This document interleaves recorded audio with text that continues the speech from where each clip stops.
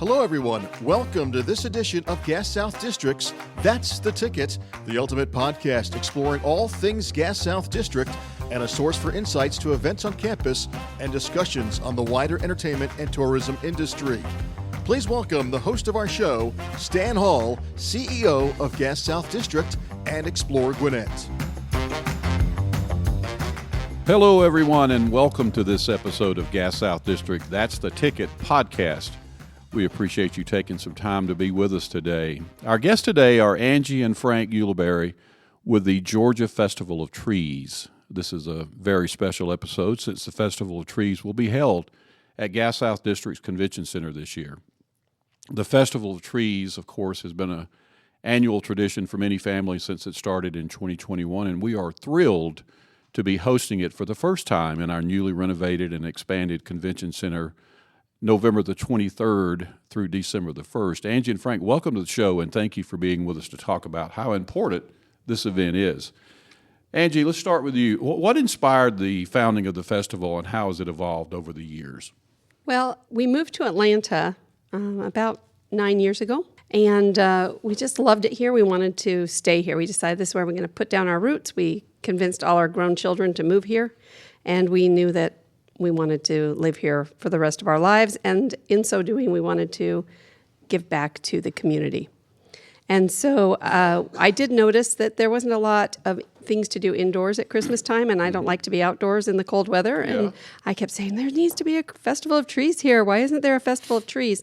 And one of our friends finally said, you should just start one. And so I said, well, that sounds like a great idea. So that's kind of how it happened.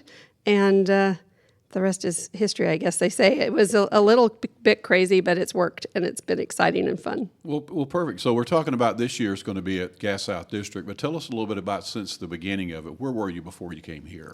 So before we arrived here, we did 3 years at the Georgia World Congress Center. Mm-hmm. That's where our first year started, and it was great, and our audience has been fantastic, and it's grown significantly every year. But we found that we needed to make a change, and we discovered the beautiful campus that you have up here. Thank you. And we are so excited about this change. Well, we're excited to have you, too. We can't wait for it. We had some fun today with some media that's going to be really exciting when that gets out. So going to be a fun time for all of us, and we are looking forward to it. Frank, what role does the community play in the Festival of Trees, and how does that foster connections among the attendees? Well, the community is critically important to everything that we do, and there's a couple ways that we work with the community. The first way is the Georgia Festival of Trees is an entirely volunteer-run organization.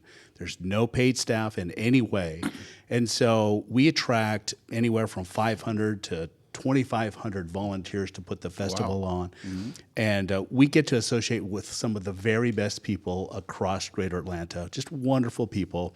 We love our volunteers. They're very special to us. The other thing is we celebrate as a community the Christmas season.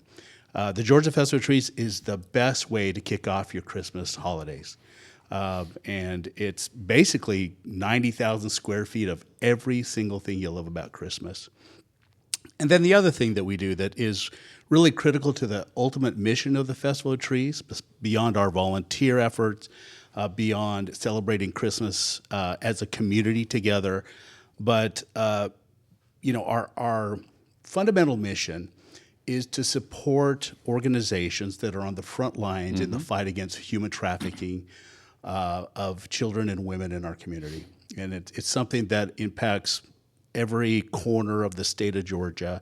And there are some wonderful organizations that we associate with that really do the heavy lifting on the front lines. Mm-hmm. They're big into prevention.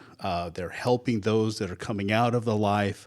And our goal is to raise awareness for those organizations and to raise funds to give them more resources in that fight. Yeah, and we definitely want to talk about that. I think that's so important for the connection that we're going to talk about relative to this event. But thank you for bringing that up. So I think I've shared with both of you the tradition of the Festival of Trees. I know it very well, being a longtime Atlanta person. I remember taking my daughter down to the Festival of Trees at the Congress Center with the Girl Scouts and all those things. But the big deal for me this year, personally, is the return of the pink pig. and a guy who is 60-ish, still excited about the Pink Pig, but I promise you that I am. Tell us a little bit about the history. How did that come back forth for this event with you guys getting involved? Well, how did that all occur? Well, it's kind of a fun story. So the first year, like I said, we're new to Atlanta. So that when we started the festival, the first questions people started asking was, "Are you going to bring back the Pink Pig?" And that meant absolutely nothing to me. It sounded a little weird. And so at first I had to discover what that was. Right. And then I thought, good heavens, no. I mean, that was my answer. I had no idea what that would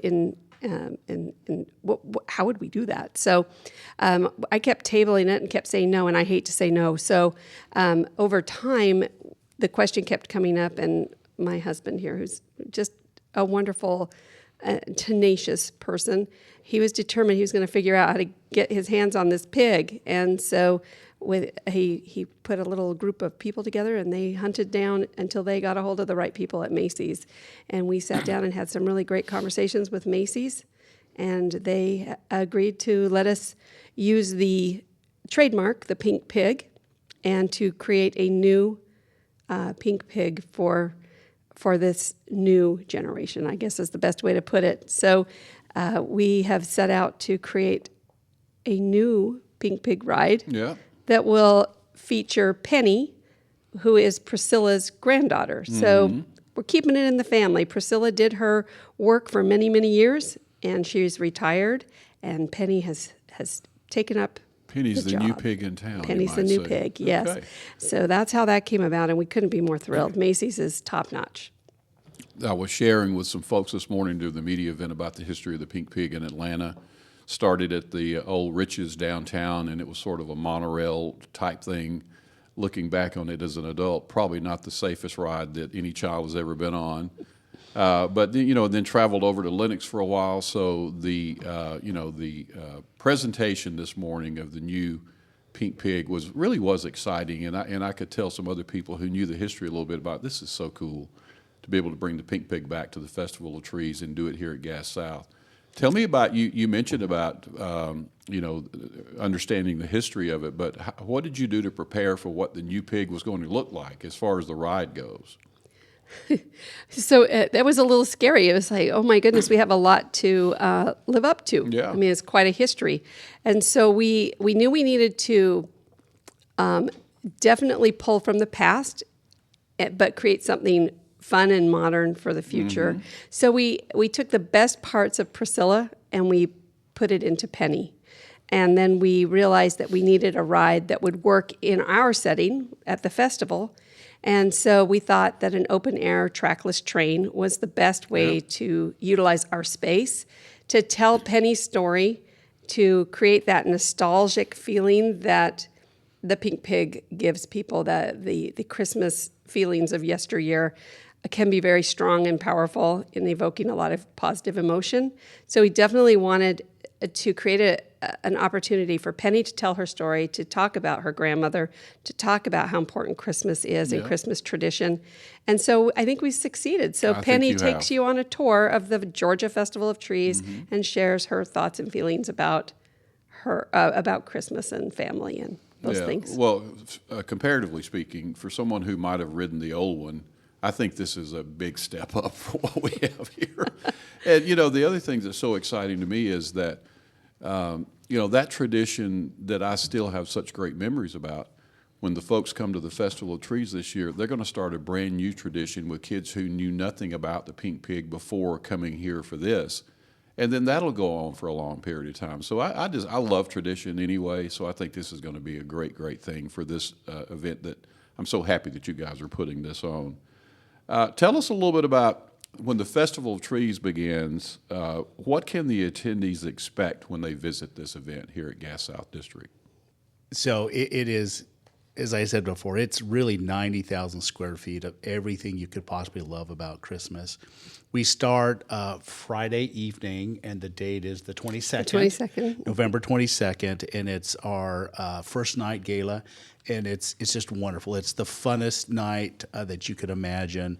For your listener, hurry and get your reservation in as soon as possible because they're going quickly. But it's just one massive Christmas party. It's going to be very, very enjoyable. Lots of prizes, lots of games to play together. Obviously, the Pink Pig will be there, her debut at the Georgia Festival of Trees. Those that are attending will be able to ride her. And then opening day is the next day, Saturday. And it's going to be wonderful. We expect a huge crowd this year. Not only, really for two reasons. It's been so positive for our move to Gas South has been very well received by the people that have come with us earlier on, and then obviously the Pink Pig, and it's going to be great. We have several community days going on. So Monday, which is February 24th, November 25th. Is it 25th? Monday the 25th is special needs for people with disabilities. We had a wonderful sponsor step forward, Care Source, who has basically invited those special individuals to come that day. We have a special format, and we're welcoming those folks here, complimentary. They can come and enjoy the festival. Everyone's welcome that day, but it's a special dedicated day for those. Next Tuesday, the Tuesday, is Senior Citizen Day. And another great sponsor, WellCare, has stepped forward, and they basically invited every senior in Georgia to come, again, complimentary to the festival, special programming. That Senior Day has been with us from the beginning, and it just grows every year. We have seniors coming from Augusta, That's great. Columbus, just all over, and it's so wonderful to see them. And then the last Saturday is American Legion Day, where we get to honor our veterans and all that they've done for us. Very timely as well. Exactly. Yeah. And so the other thing, on the last Saturday of the festival, we have Festival After Dark, which is the comedy review. It starts after the festival closes. 8 of Atlanta's very best comics will be there, and it's just an adults only special event. And so there's just a lot of things going on. The festival itself, our children's area is wonderful. Reindeer games. The kids will disappear in there for hours. There's just so many things to do. They'll be decorating cookies at Mrs. Claus's kitchen. There's a huge Lego area. The Elf Training Academy, they'll be running around, climbing things, and going around and around places for the parents to rest as they watch their children. We also have Little Elves Driving Academy for the toddlers. Main stage. Santa's there. Santa's in his full-size sleigh. You can get your picture taken with him. And there's just so many things going on, something for everyone. And it's just really wonderful, again, for the community to come together to celebrate Christmas together from all neighborhoods, everyone together. And we're just excited this year that it's going to be a very special year for all the right reasons. That's such a full slate of activities, and I am looking forward to it. I really am. So the trees themselves, those are based on sponsor-driven trees. Do they decorate them themselves, or how does that work? Yes. So we have donors who volunteer to do trees and wreaths and centerpieces, and they come a couple of days before we open, and they decorate the trees and prepare them for the auction. And these are designer Christmas trees. These are themed, exquisite trees. And it's so much fun to come and look at them, but you can take them home. So if you find a tree that you like, you can bid on it. The auction lasts the full 7 days. It closes on Saturday the 30th, right before our After Dark begins. And if you really find something that you love and you're not willing to play the game and do the bidding, you can buy it right then with our Buy It Now option. So it works for everybody. And the really cool thing is you don't have to be present to win. You can bid from the comfort of your own home.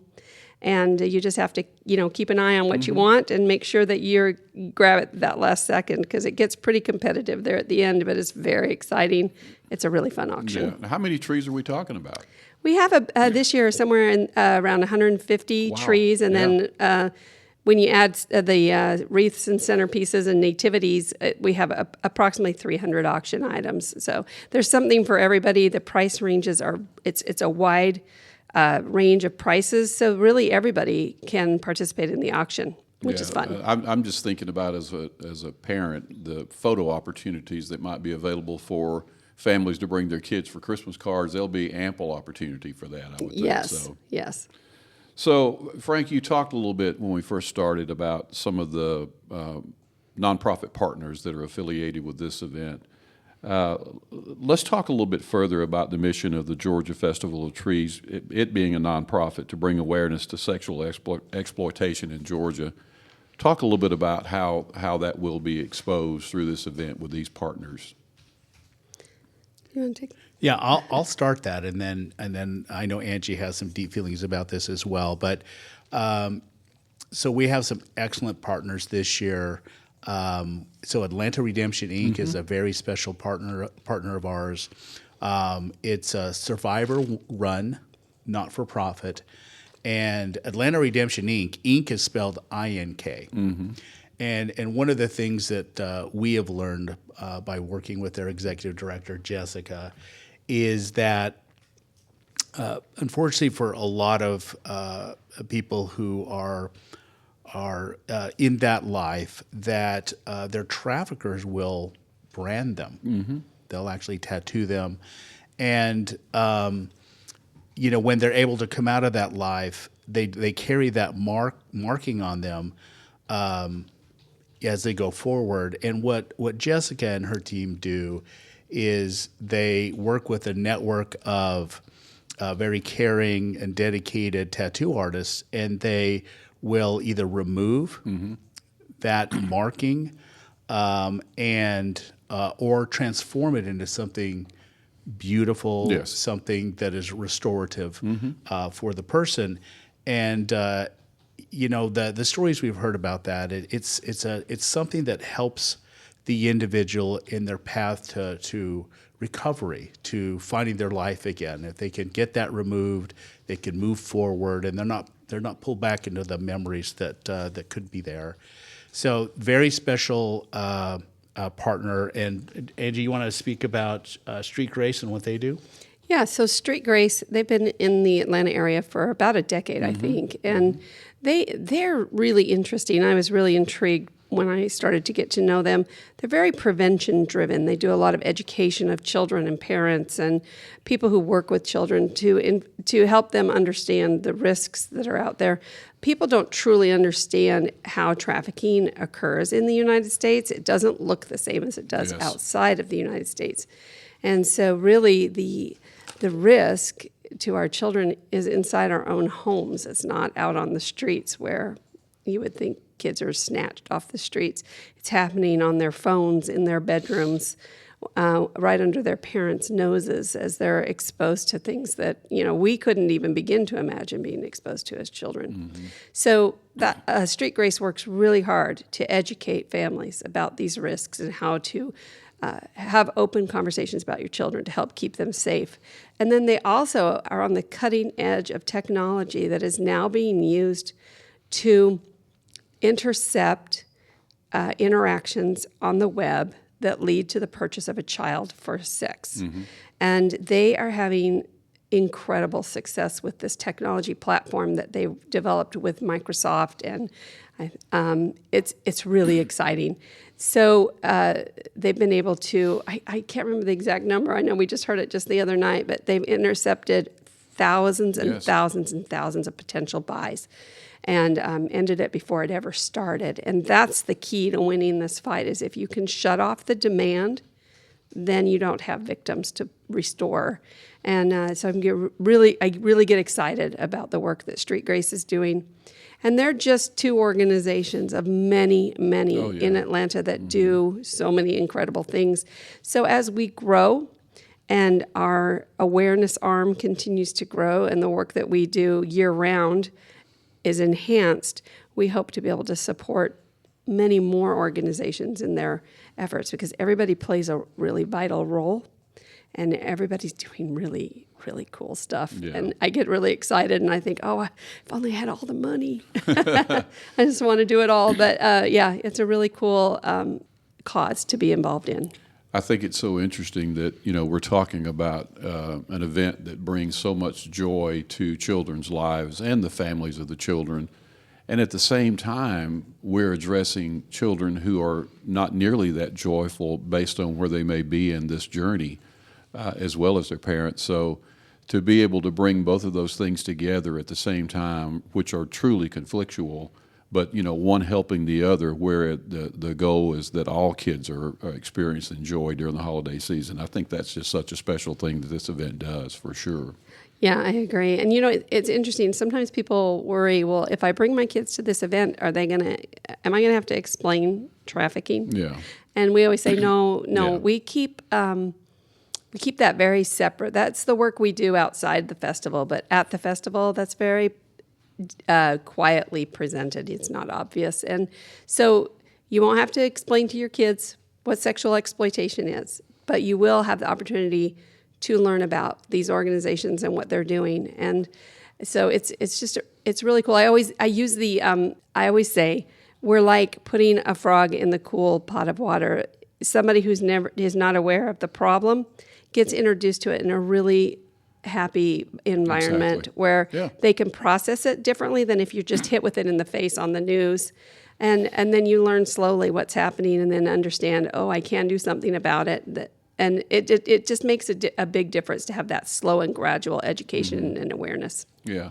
I think also for our listeners today, some people who may not be able to come to the Festival of Trees, but if they have an interest in supporting the causes that you guys do, how can they get involved? Well, it takes us a full year just to plan the festival. And on top of that, we spend 6 months of the year driving an awareness campaign, working with our charity partners throughout the year to help educate and just create more awareness in the marketplace. So if people are interested in getting involved with us, there's opportunities to volunteer with us January through December 31st. Oh, yeah. So you just go to our website and click on Get Involved, and you will find every possible way you can get involved. And it's really a lot of fun. We have a lot of fun over at our warehouse where we do most of our work. It's a very joyful and fun environment to be in. Well, I applaud you both for bringing together two things that are truly different, but that are all going toward a common goal. As you just said, it's a very difficult topic to discuss sometimes, especially with children, but even with adults. Some people are just uncomfortable talking about things that they haven't experienced personally, but it is to bring it out in the open in sort of a joyous way that you're doing with that. I just applaud you both. Thank you both for doing that. Thank you. And Stan, the ultimate deepest meaning of Christmas is a message of hope, salvation, restoration. And, of all the people, those that are in the throes of that life, the fact that we can come together as a community during the Christmas time and again, I think Angie said it well, the festival itself is a joyous Christmas celebration, but its underlying purpose, and people will know that, is that we're joining with others in that fight to help those that need it the very most in our community. And this is a great way to do it. Again, thank you both for everything that you've done. Not only here, I speak for our entire staff and our board at Gas South District. We're looking forward to this event. But again, personally, based on some things that you know about me with my background, this is a very important topic for me. And I am so excited to be involved in it on both ends of the spectrum as far as the beauty and joy of the event and some good things that's going to come because of it, as we said, for some people who may not be joyful where they find themselves in that journey right now. So thank you guys again for that. So Angie and Frank, thank you for joining us today. If anyone is looking for more information about the festival, what is the best place for them to visit? The website, I'm assuming? The website, which is gafestivaloftrees.org. Perfect.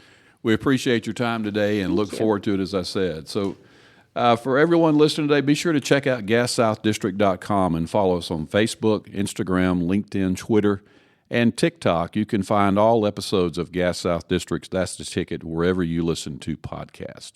Thank you again for joining us. We hope to see you all out at the Festival of Trees, and we look forward to seeing you again for another episode of That's the Ticket. Goodbye, everyone. Thanks for joining us today, and we hope you enjoyed the episode. For show notes and further information about Gas South District and upcoming events, please visit our website at gassouthdistrict.com. That's the Ticket.